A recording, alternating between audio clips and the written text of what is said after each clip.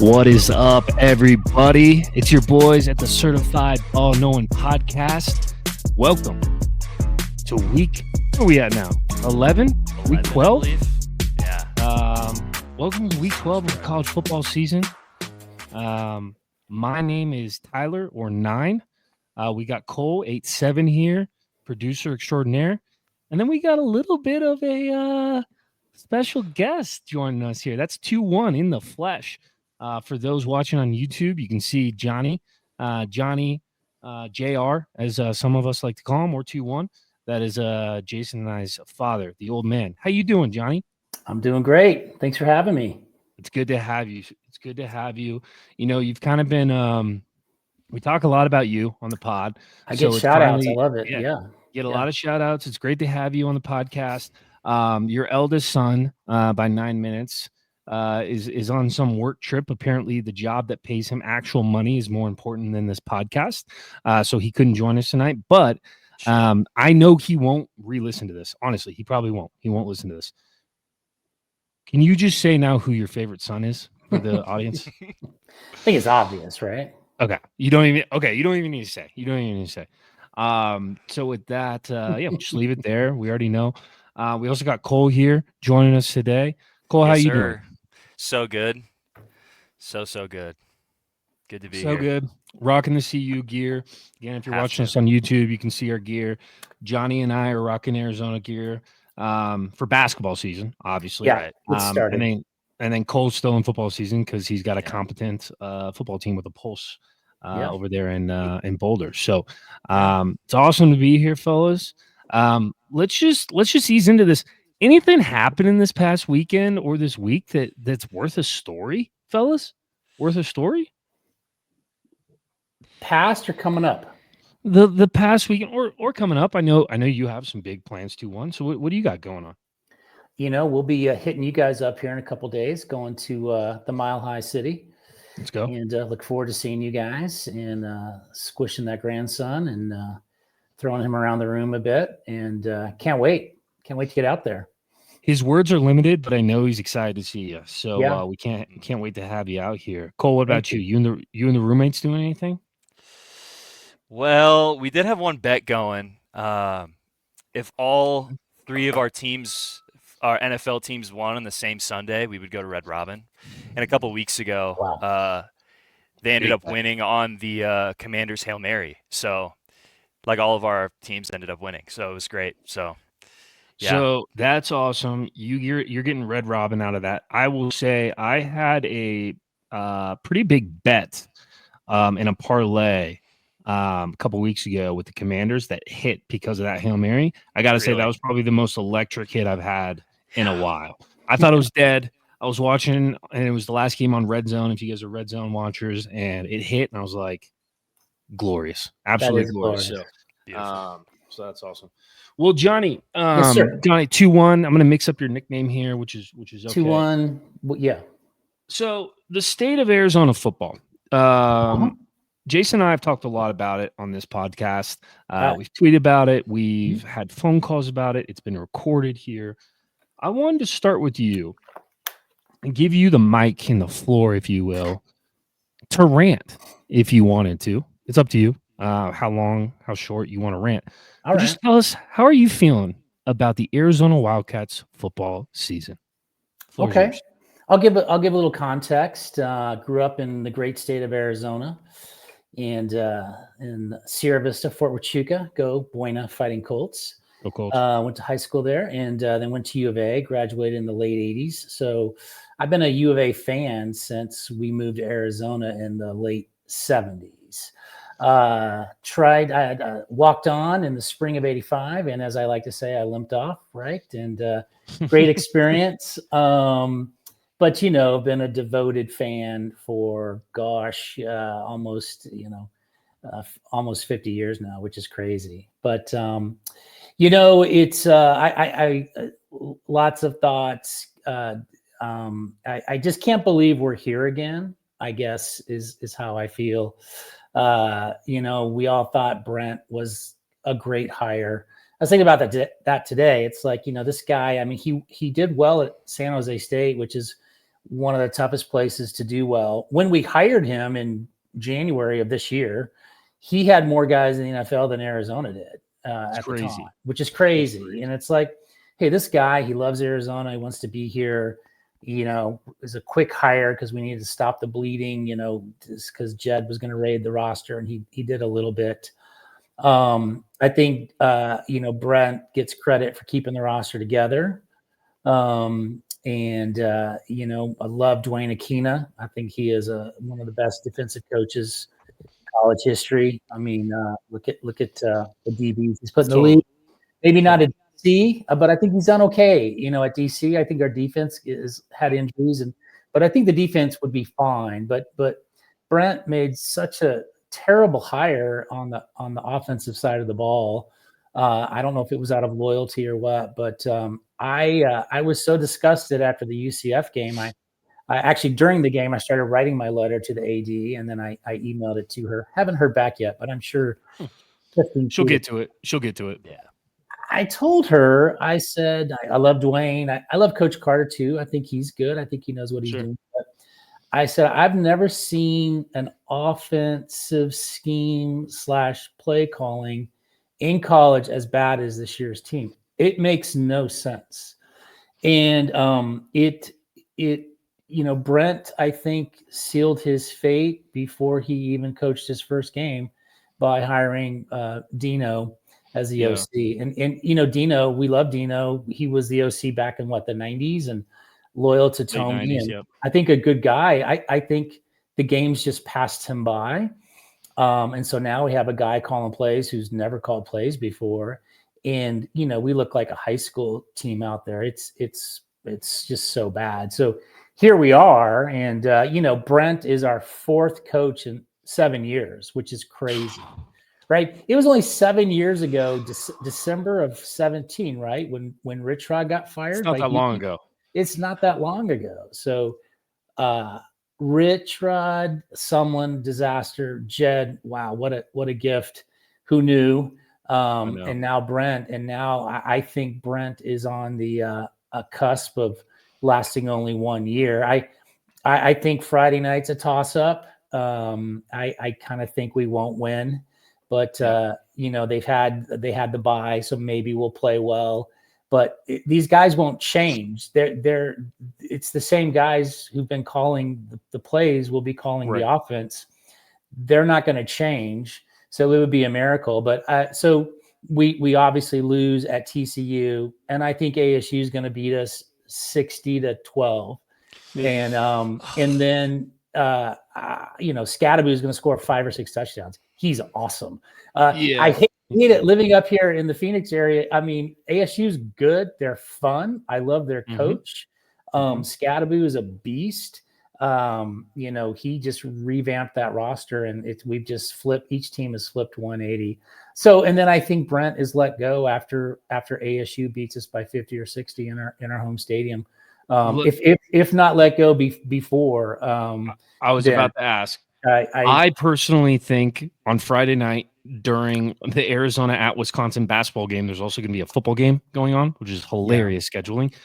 Side note, you can get a ticket, true story, for as cheap as $3 to the Arizona football game on Friday night. $3.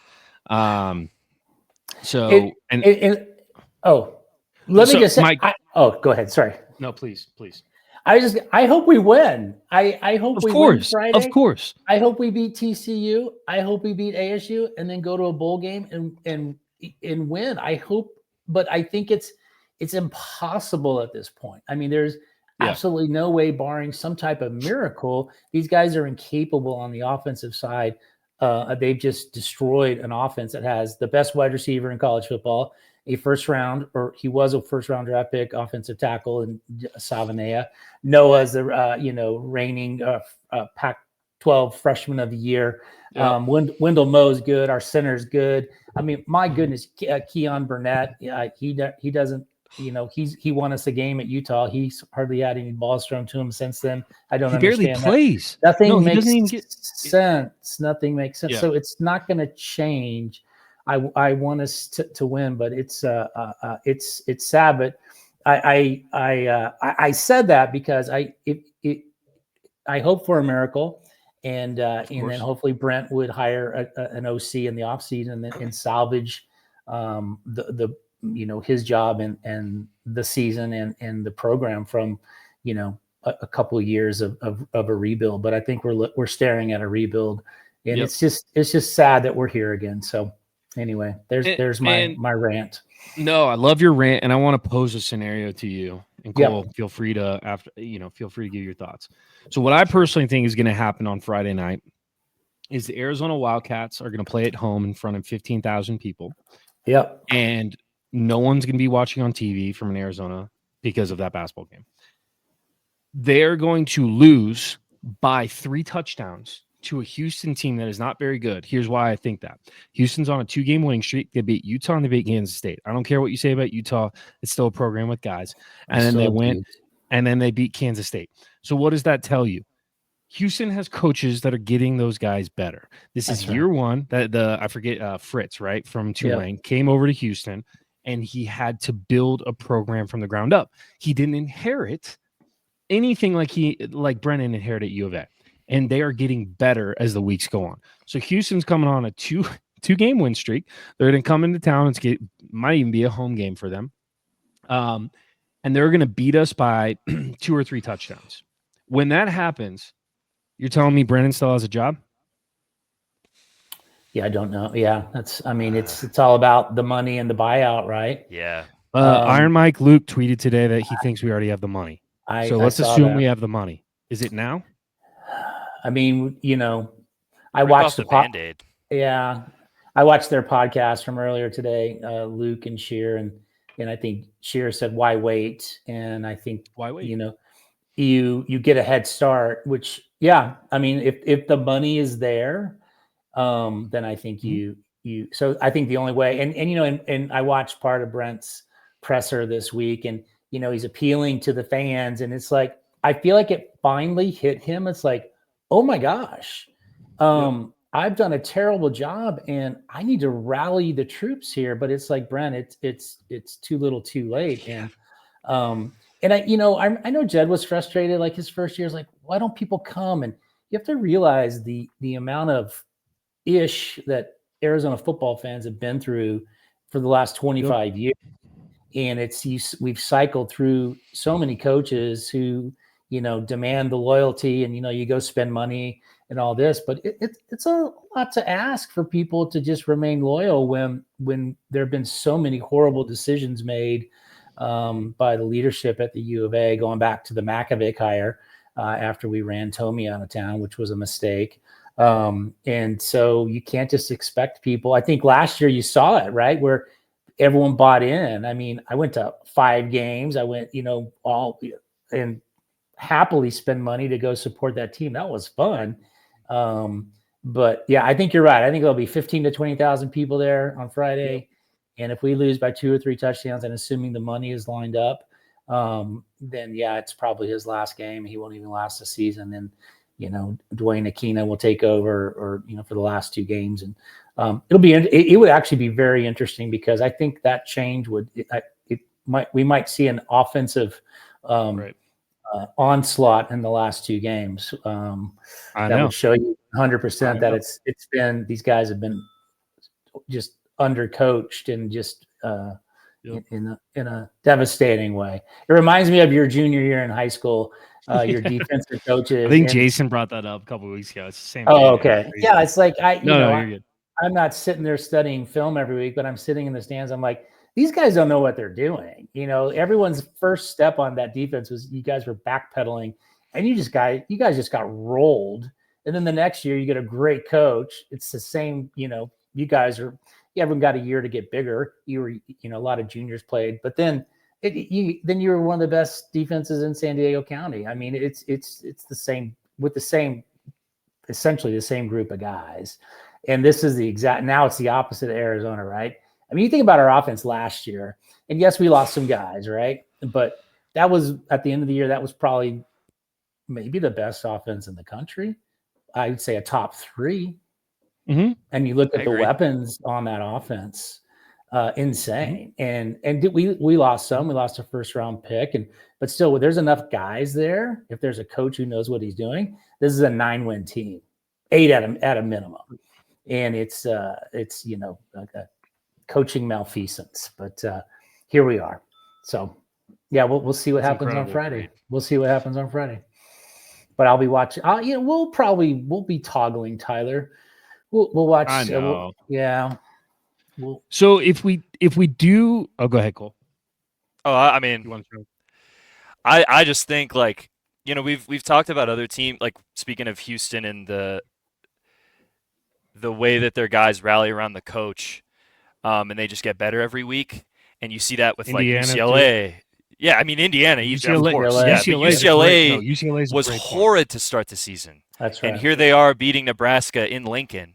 Yeah. And I could go on, but that's why there's and you guys have mentioned this many times, there's no excuse. You could make the case for injuries. There's no excuse.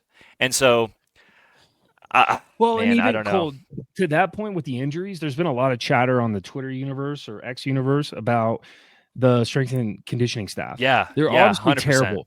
And I saw one it's an account called Tucson Tomorrow. Actually, a great account. Any of you folks out there, great account. They talk a lot about the city, the economics, and also the sports. It's actually a great account. But they tweeted earlier this week or the week earlier saying there's rumors from the players that they don't like the strength and conditioning staff because it's soft. Really? It's very much about kind of plyometrics and different Pilates. With the old staff, with that Tyler Owens guy that followed Jed to Washington, it was like, we're putting 6 plates on. You're an offensive lineman. You lift that as many times as you can because this is a physical game. This is a game in the trenches. It is about getting your body prepared for a car crash every single play. And you're trying to get cute with explosion stuff. Do a power clean, do a squat, do a deadlift, and do a bench press. They've been doing that for the last 80 years. Ask Nebraska in the 80s and 90s. It works. Why are we trying to get cute? I get the speed training, different, whatever. Lifting weights matters, though. I will even say this. Watch on Friday night. I know we'll watch because we're addicted to misery. Yes, we are. Jonas Savannah looks smaller this year. Yeah. He looks smaller. He doesn't look as last year you watched him, and maybe it was because we're good, so it was more of a physical force. But he does look smaller to me, and I don't know what they're doing. But the point in all that is fire him. Brent Brennan, you want to get people back. If your players are saying this, if there's rumors about this, if everyone is getting injured, you're starting a strong safety at middle linebacker right now. Right. Fire your strength and conditioning coach. And that strong safety missed 2 or 3 games earlier in the season.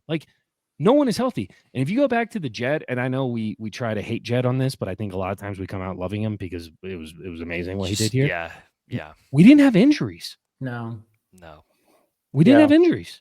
And again, a lot of reasons, luck, whatever. Year 1, the entire offensive line is gone. The entire secondary is gone. What are we doing? Yeah. He has to fire a lot of people. And that was another thing I was going to say is I've seen a trend of young coaches and at least young coordinators being more successful than these older guys that have been in the game forever and think that they still got it. But the reality is football is an innovative game, and guys come up with creative schemes and creative plays year after year. And when you watch Arizona's offense, you guys have talked about how Dino Babers, was on the, has been coaching forever. It's this stuff doesn't work anymore. Yeah, teams are clearly adjusted to this stuff. As much as I love Rich Rod, the game passed Rich Rod up a little bit, and he hasn't been able to adapt either. He is I would take Rich Rod right now as our head coach over Brent Brennan. Let me be the first to say that.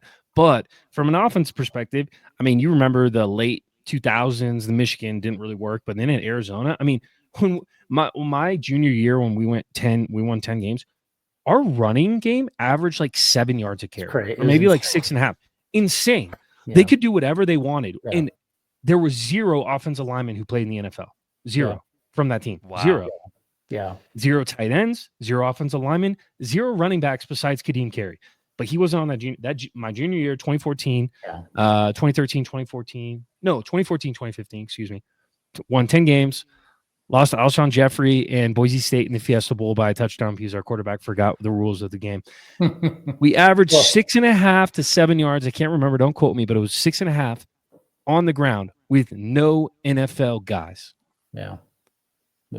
It's coaching. There is a way to coach and scheme things, right? Exactly. Yeah. And Cole, to your point, the game's passed up. Dino, I'm all in personally on firing Brent. If that's not been clear, I want to go hire another Brennan Marion, offensive coordinator at UNLV, late 30s guy. Yes. Dude's got drip, created his own offense. Yes. He'd come down to Tucson and make a name for himself. He'd probably only stay 3 or 4 years if he does well. I'm kind of okay with that. I kind of think that's what we are. Like, better than this. We tried the legacy hire and a guy that'll be here 20 years. It didn't work. Like, okay, let's go get the new hot thing and then see what happens. Yeah, I'm still mystified by what's transpired under Brennan because of I thought he did some good things at San Jose State with limited resources. I mean, their facilities looks like a mediocre high school facilities. I mean, it's like, wow, he did well enough there. And and maybe it all hinges on, is our O-line coach good? I don't know. Is it all about, is he limited by the scheme and the play calling? I think somewhat, or sure. I don't know, but the guy played in the pros, but just everything we do on offense is just makes, and it's getting worse to, you guys brought it up, like Houston's improving, UCLA's improving, other teams are improving. So they're being coached well. It's even like us, back in not year one, cause we didn't have the dudes, but you think about year 2 when we went 5-7 and, I just remember, man, we should probably,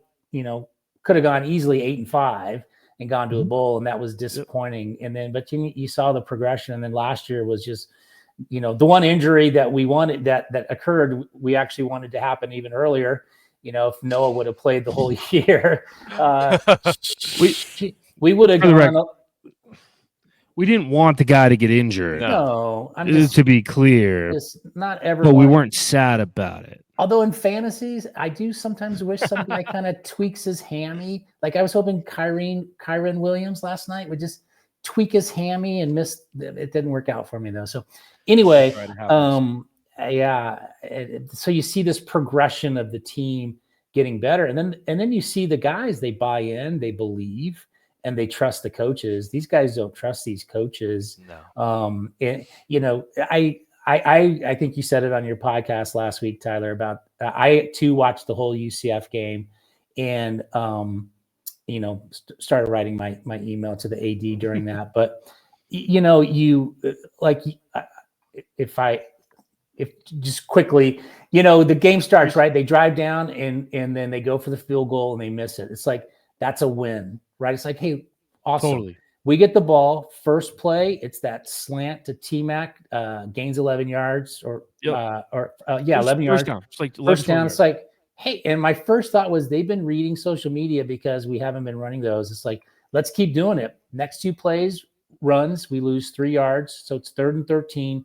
Run a screen play. They stiff it out. Noah throws the ball away. We punt. They drive down, score a touchdown. Then they kick off. First play, we fumble. Yep. And then the next play, they score a touchdown. It's 14-0. It's raining, and the game is over. And it's like I feel like the coach, and then like the announcer said, Dino said we need to establish the run. It's like, well, hold on. You'd like to establish the run, but you adjust to what defenses give you. If you can run a slant and gain 7 yards almost every play, I run that 90 times. Yep. And then they'll adjust, and then that opens something else up. And then so you're ahead of the game. It's not that hard. But these guys, it's like it's almost like it's intentional how bad the play calling. It's not. I know what you mean though. These guys can't adjust. It's like, if you go back to the Kansas State game, the opening drive, it was scripted.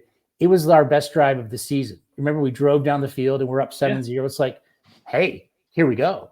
We don't score another point in that game. So then they made adjustments, but then we couldn't counter their adjustments and we were done. So it's like, you have to have guys who constantly throughout the game, it's like, trying new stuff, and you're adjusting to their adjustments and they're adjusting yours. And there's this back and forth. And those are fun games to watch when both coaching staffs are really good. And then it's about the players making plays. And that's awesome to watch. And that's how we were last year. And then this year it's just, and I feel terrible for Noah and T-Mac and all those guys who came back. They're loyal. Now they're getting paid, which is, makes it a little bit maybe less, but still I just feel bad for them. So they're getting paid less than what they would have gotten paid if they went elsewhere, right. and then they're losing money in the NFL because their draft stock's going to go down. I do think that Takario Davis and Jonas Avenea, their draft stock has gone down this year because they've been put in positions to not be successful. I do think, though, there's going to be some teams like the Ravens, the 49ers, name the cream of the Steelers, Rams. the cream of the Rams. Not even the Rams. I'm talking like teams that the just Lions, continue to do Chiefs, the right things. Those guys are Packers. going to go find. Yeah, they're going to go find a Jonas Savanair or a Takario Davis in the second or third round, and they're going to turn them into a 10-year starter. And I still have hope in that. I'm bummed out that they're going to lose out on a couple milli on their signing bonus because Brent Brennan. I don't know. Brent Brennan just kind of waltzed in here, thought it'd be easy, or didn't really understand the severity of the job, or thought he'd get all this grace, or it was just pure. Because I don't think it's just offensive coordinator. He's obviously so the offense coordinator sucks, but Brennan, if you're going to be a CEO, that's right. No, it's all on him. He hired him. Well, of course it's all on him, but he's pushed the wrong button. I said this last week. He's pressed the wrong buttons every way. I agree. Like, okay, the OC isn't obvious. Number one. I think number two, obvious, is strength and conditioning. And then you can go down the list. The media guys in Tucson have been saying he did terrible with fan engagement, right? Yeah. Number three, if you're going to be a CEO and you're not going to call plays, you're out there shaking hands and kissing babies. It's like you're a politician, right? It's go have a beer at Frog and Firkin every Tuesday and just Yes. allow people to come up to you and talk. Like, get people to know you if that's what your model's going to be. Dude, I saw a video of Louisville's new basketball coach, and he was just walking around campus and asking if kids were going to be at the game. He needs to do that stuff. It's so easy. It's so easy. Dick Tomey, when he started at Arizona, he had a bring your lunch thing. So, like, I think it was once a week during football season at lunchtime, you could bring your lunch, and he like sat there, he's eating lunch and he's answering questions about the football team. I never went to it, but but even just the fact he would do something like that, that's pretty cool. You think Brent's on campus? Yeah, it's awesome. Well, and it's cool. And Dad, I know you've seen this. Cole, did you see what Jed used to do when his first year? He would order like stacks of 10 pizzas and he'd go knock on doors on Greek Row and go to the fraternities and the sororities and be like, and he'd walk in, he'd give a speech, be like, hey guys, we need you. We know how big the Greek life is, a part of the community here. We need you at the games. And then they started setting up the student tailgating in the intramural field in front of the stadium. I don't know if they're still doing that, but like, if you're going to be the CEO, coach, and you're not thinking about the marketing, about the engagement of the community, and you're not thinking about your brand, then what the hell are you doing? Yeah. What are you doing? I mean, he's like, I could create a business and I appoint myself CEO and I go get business cards made and says, I'm the CEO. It's like, hey, look, I'm a CEO. And I feel like that's how Brent is. It's like, he's just this CEO because he has business cards that say head coach or CEO, but he doesn't do any of the CEO stuff. And he thinks clapping on the sideline is good enough. It's perplexing. And even, I would think after pick a game, maybe the Colorado game, maybe, I don't know, Kansas State, but at some point he would say, I'm sticking my nose in I'm going to start calling plays. I'm going to, I have veto power over every play call on offense. He hasn't done anything. And then, he after the UCF game, he's like, man, we're going to reassess. We're going to make changes. Or I think he said something like that. And then like 2 days later, he's asked, it's like, hey, make any changes? He's like, no, I don't think that'd be good for the team. It's like, that's such a strange thing. You threaten this. He just is in over his head. And now he realizes it based on his comments this week. And I think he's desperate, but I think he knows what's coming. And Yep. I think he's a good dude, and which makes it, Of course. I don't think someone was just Not a good dude. Not a good dude. So you feel for Brent in that regard, but at the end of the day, to use an overused expression, it is, this is big boy football, and what's on the field is just absolutely unacceptable. And if I may just say one more thing about the UCF game, Please. which is their Hail Mary at the end of the first half, and I've thought about that, and you guys maybe, I don't know if you spoke about that. Go for it. Well, it's just maddening, right? So, like, I remember before the play, I'm thinking, I just assumed like T-Mac is back there and on defense. He played DB in high school really good. He's 6'5". 6'5". Yep. And then I know you guys have talked about Justin Flo. We've talked about Justin Flo. We're down 28-6. I mean, the game is already over. Why in the world would you not put Justin Flo in to rush the passer, and then put T-Mac in the back? And then to hear later where I think Brent said, yeah, we don't really practice that. We've not practiced that. He said something like that. Real cool. I mean, that to me, it's like, how in the world do you not practice that? That's like, I can't process the fact that they've not practiced that. And crazy. It's crazy. All the wrong buttons. When you said that, whether it was a week or 2 weeks ago, I was like, you're absolutely right. And it is unfortunate. And, but here we are looking at our fifth head coach in 7 years, which is, I don't know if any Division I has ever had that. I can't imagine they have, but the alternative is you roll with him for another year, and then there'll be 15,000 at every game next year. In every game is ticket. I think we did some quick math yesterday, Tyler, and we can easily get to that $10 million figure as far as the lost revenue. I think it was around $2 million in lost revenue. We in tickets and concessions. Yeah, every game. So 5 games. A game. Yeah, a game. So 5 games. There's your 10 million. Sorry, not to cut you off. No, I want to wrap up the Arizona thing with 2 comments. Number one, I got some great texts during the election night that said from a couple people that said, I think Brent Brennan is in charge of counting the votes in Maricopa County. That cracked me up. Those were some really good texts. Shout out to my boys. I think Arizona's still counting votes. Just kidding. Not to be political, but Arizona, the state of Arizona is a laughing stock. I'm a resident of Maricopa County, and I don't understand it. And I know it's the law. They always, they've issued. I've seen tweets, and it's like, well, we're following the law, but we should change the law because and then it just makes people not trust the process. Just go to Florida, whatever they're doing in Florida, just do it here. Copy them. And I'm sure there's some other states that have done, very well as well. But Florida to me is the model, and just go do it, change the laws, and make it so that people trust the process. But anyway, there's our political. We kind of hit politics here. I like it. Politics. Brent Brennan is rubbing off on the state of Arizona in another way. Just a terribly run organization. There. Okay, so my last Arizona thing, and then I do want to touch on CU. Cole, give you a second to gloat a little bit. Okay, so I've been doing some quick math on the side here.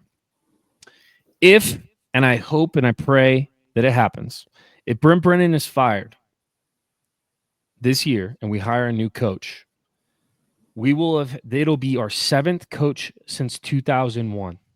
Yeah. Arizona basketball has had 7 coaches since 1925. Wow. Yeah. So, wow. Yes, we got lucky with Lute Olson. Sean Miller actually did some great things as well here. For basketball, I didn't count the interim guys, the Jim Rosboroughs or the Kevin O'Neills. They weren't head coaches. Full-time head coaches. We have had 7 coaches in basketball since 1925. That's including Tommy Lloyd. That also includes a guy by the name of Ben Lindsay. 1982, 1983. He coached for 1 season, was fired. Then we hired Lute Olson. So that 7 number includes a guy that coached and was here for less than, I believe, April he was hired. And it was probably less than 12 months. Yeah, 7 coaches in almost 100 years to the day. And we're about to have 7 coaches in the last 24 years. Yeah. Yeah. Crazy. And if anybody, so Dad, you said it, and I think this stat puts it perfectly. The pain that Arizona football and the turmoil, and I think Jason said it last week, the Viagra of college football that we are. That was so funny. The way it was great, but the great. way Arizona football fans compare everything to is our basketball. Fair or not, it's the way it works. We have had 7 coaches in 100 years, and we're about to have 7 coaches in the last 24. The turmoil that they feel about that football program and the ups and downs and the guys leaving and we can't keep him and Rich Rod is sexually assaulting someone. Oh, wait, that lawsuit got dropped. That didn't ever happen. He should maybe still be here. The turmoil of Arizona football is why people just always say it's basketball season in the middle of October. It's the reason why. Exhausting. It's exhausting. And people Brent Brennan can get on stage and say, we need you guys, hurrah, whatever. We need a guy that understands. And Jed understood it to a sense. I think he got fed up with the money situation. I get it. But he's also a bitch. But that's what the comparison is always going to be against, fair or not. And that's what someone needs to come in and is accept that and work their tail off for 3, 4, 5 years to build something and then say, once it's built, because that's the most frustrating thing with Jed. Now I'm ranting and I apologize. The most frustrating thing with Jed is he was that close to turning the tide, to selling out every game, to having every student on campus wearing a jersey, every student on campus knowing the guys' names. He was that close. He was that close because you unlock the power of Tucson in regards to their love of the U of A. You need to give it a couple years because of what football team has been through. But once you get past that, you're going to unleash a power stuck in California, Texas. Oh, and by the way, Phoenix is one of the best recruiting grounds in the country. You're in a fertile recruiting ground. Better than most situations out there. If you can stick it out for 3 or 4 years, which Jed was so close, you're going to unlock something that's special. We need a guy who gets that, but also knows how to coach. So anyway, I wanted to wrap up Arizona. I just ranted there for a little bit, but that was good. No, 7 basketball coaches in the last 100 years. We're about to have 7 in the last 24 and a half.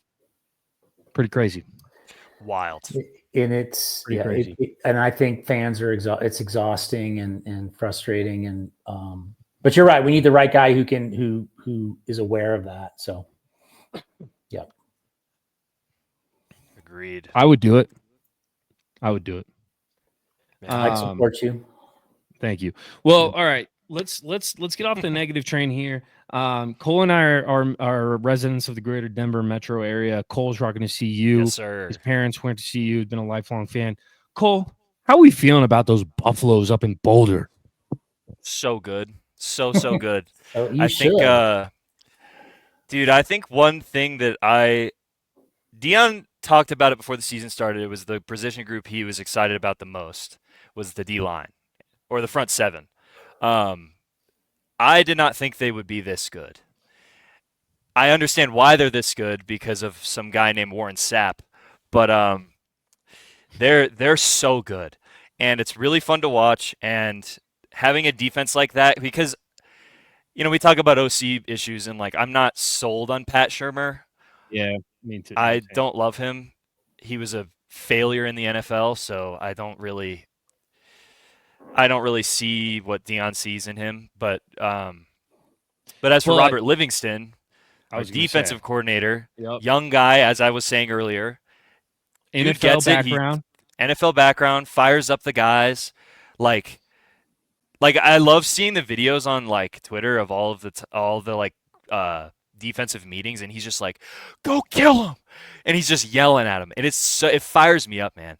And Warren Sapp too. I mean, and I love that he's basically a defensive line coach, but he's listed as defensive they all do that. Something. He said something last year, Warren Sapp did, and I don't know if it's true. I don't care enough, but he said he needed to go back to school to get his bachelor's degree. I think there is a rule to have a bachelor's degree to coach, to be an official position coach. So I think the reason he's listed as an analyst is he still doesn't have his bachelor's degree. So I think that's the actual reason. But they get around that, obviously, right? He's probably coaching all day. Yeah. So the defense is firing. I think that was a gap last year. The offensive Yeah. line for CU last year was obviously a gap. They got, the best left tackle in the country, and he's 18 years old or 19 years Correct. old. And our backup center is actually better than our starter, and he's starting to play more. His name's Cash Cleveland. Great name. What a name. Played at IMG Academy, which is essentially a college. Yep. And that's where Dion got him from. So I'm glad that Dion's starting to be like, all right, let's just put him in. He's better. Our starter can't play on the road. We saw it at Interesting. Yeah. Where was it? Arizona. He had snap issues at Arizona. And so we had to put in Cash. I'm worried about the offensive play calling as we get into the later season. We adjust, but execution's a problem because Texas Tech couldn't defend a wide receiver screen to save their life. We scored 2 touchdowns on it, and we just kept running it all game. Travis dropped 2 of those. Like, just looked, and I think our tight end did too. I think, one of the other receivers did too. But, execution's got to be better. So as you look ahead to the next 3 regular season games, so you got Utah coming into Boulder this weekend. And I think it's the primetime game on Fox. They're pissed off. They're still starting their 3rd-string quarterback. Then you go play at a Kansas team, that's kind of good again. Like they kind of figured out that maybe they want to play. And then you get Oklahoma State at home. Of those 3 games, Cole, which one are you most worried about? I'm worried about Utah. So you're worried about this week? Just because one game at they're a time pissed. mentality. Yeah, one game at a time. I didn't watch the whole game against BYU, but after seeing that their AD got fined for comments, I was like, oh dang, something bad must have happened. But regardless of the outcome, they're going to be pissed off coming to Boulder. I'm just glad it's in Boulder because we always show up and show out. You play well in Boulder. It's a 10 a.m. local, which is crazy. That is crazy. That's crazy. Wow. So definitely favors the home team. Sleep in your own bed. Wake up, 5, 6 a.m. Yeah. And then go play football bright and early. That Kansas game, I kind of was alluding to it. Johnny, you agree? That Kansas game's kind of a... I think that's the one. It's on the road. Kansas is, to earlier points, their coaching staff, they're coaching and they're improving. And I think that might be the one. I think Utah is they don't have it this year, but they still have dudes. But if I'm Colorado, I'm more worried about that away game at Kansas, and then Okie State. Okie State might be as bad as Arizona. I don't know. Probably not. They're probably a little better than Arizona, but they've had a tough season. So I like CU's chances in all 3 of those games. And then I'll say this: we've won 4 straight road games, which we haven't done in years. I think that Kansas game is the one you got to be worried about. Yeah, in my opinion, Johnny, it seems like you agree as well. Here's what I'll say, and I'm on the CU bandwagon. Wife went to CU, live here, so I'm on the bandwagon for football now. If they make the Big 12 championship, they're killing BYU. You think so? Yes. BYU is not going to know what to do with that with those weapons on offense. Yeah. They haven't seen the speed. Schumer makes me hesitate with this as well, Cole. But the speed that you have at wide receiver is second. Yeah. It might be second to none in the whole country. Yeah. You got 3 guys. Travis Hunter, he's got quiet speed. Number 5, who's the guy? Jimmy Horn Jr. Jimmy Horn. That's the fastest guy in college Wester. I agree. Those 3 guys all are going to run 4.3s at the combine. All of them. Yeah. And BYU's not going to know what hit them. The number 5 on BYU, Travis Hunter is going to go on him, and then they're going to have to throw that Roberts kid. I like BYU. Don't get me wrong. This has been a pro BYU I do too. podcast. I just think you guys kill him in Dallas. Shador homecoming. Yeah, Shiloh I agree homecoming, with that as well. Dion homecoming in Dallas. Jerry World. He played there in 4 straight state championship games. Like it is written in the stars. Yeah, if you just get, dude. I'm not trying to hype you up too much. I know. You're winning that game, and you get the 4 seed. You get a bye. Unfathomable, bro. I can't even dude, after let's go. Bro, after so many years. I mean, McIntyre was good, but he wasn't great. and then the direct Sure. we were the worst program in the country 2-3 years ago. Oh yeah. Not even close. Which should give us hope, Dad. We should go hire a Dion equivalent. Who's out there that's a Dion equivalent? Brennan Marion. There's nobody like Dion, man. He's something else. Yeah. Yep. I'm happy for him. He's Me too. He's changed CU and Boulder, and it's awesome. So I saw we might flip a 5-star from USC's crystal ball to us as well. Is that the quarterback successor? Yep. Yep. Julian Lewis. That. Yeah. He's visiting Georgia this weekend, so we'll see. But he's crystal ball. Why wouldn't you want to go to CU? I mean, right now they're rolling, and once you get kids on campus, it's like, oh my gosh. Exactly. My dad has been saying that for years. He's like, this campus is gorgeous. We have the facilities. It's just the coaching that's been the problem, but now we have it. Yeah. And so it's like. And don't forget, CU was one of the best programs in the country 35 years ago. And it's 100%. Crazy how, they won a natty in 91. They were runners up in 90 or 89, something like that. And then they their drop was so. The biggest problem. It's crazy how it dropped so fast and so far. I agree with both of you. That campus is unreal. You get somebody on campus. The biggest problem, and where Dion gets ahead of it because he's a bigger than life personality, you don't have a recruiting base out here. Yeah, that's true. It's a 3-hour flight to Southern California. It's a 2.5-hour flight to Dallas. It's a 4-hour flight to Houston. It's a 5-hour flight to Florida. You don't have a recruiting base. That's always been the problem, because I don't think that, and if you, what's the 30 for 30 that was on CU? They talked about, they just got a bunch of guys from Inglewood and Watts. They kind of created this culture of family and brotherhood in Boulder. It's possible. And once you get them on campus, I agree. It's just, you don't have an easy, we're just going to recruit Lincoln, Nebraska. It's like, well, you're not going to get anybody from Lincoln if there is anybody. Denver itself it's okay. But I do think that Denver, the population is increasing. The metro areas are getting bigger and bigger. It's becoming more like California in a lot of bad ways, but for sports, it might be a good way. So we'll see what happens over the next 20 years. I also think because he's Dion, he's gonna get. There's gonna be kids from the South that are gonna be like, dude, I want to go play in the mountains. It's gorgeous. I live in a dump. Why wouldn't I? And you get these kids from Florida. One of my roommates is from Florida. He hates Florida, and he's like, I love it in Denver. And there's so many people there that feel that way, and I think that's a really good thing too for us. Is we're gonna get a lot of those. Sure. It'll help beef up the trenches. Just the reality. So, yeah. Well, enjoy it.